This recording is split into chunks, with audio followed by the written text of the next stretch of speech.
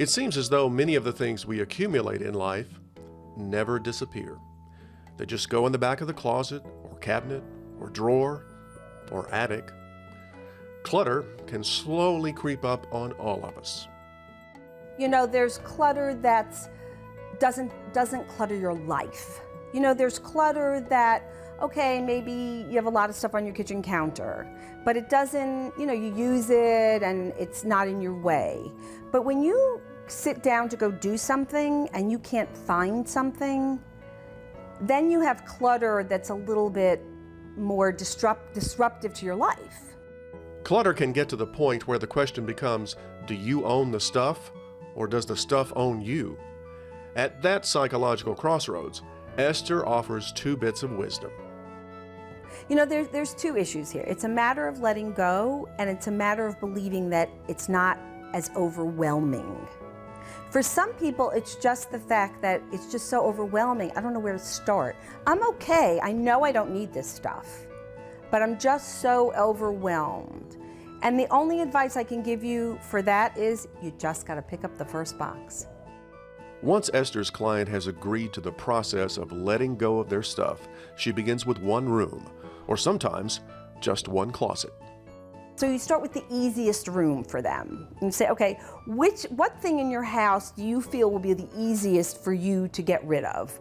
Let's say you're doing a toy closet and everything comes out of the toy closet. That's the first thing that happens.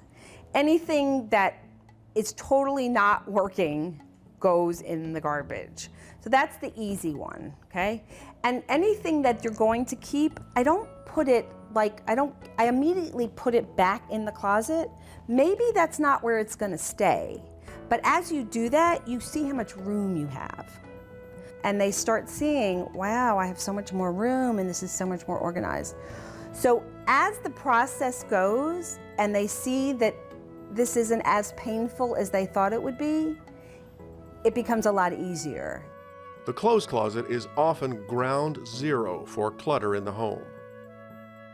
Take a closet at a time and go through your clothes. And just do it by size, do it by color, do it by season, do however you want to do, and just get it out of your house, because it just makes it so much more manageable. If you haven't worn it in 2 seasons, it's time to get rid of it. So, you know, every season you should look back and see.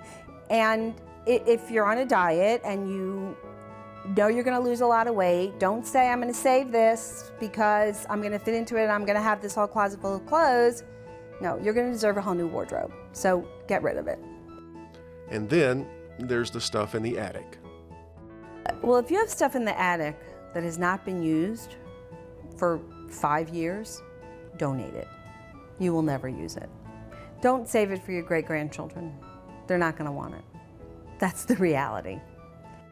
Esther's strategy of tackling one room at a time and replacing the clutter with organization will make your home and your life a happier place. There was one woman that I worked with who she at one point was cleaning one room and we were working on it and she became frazzled.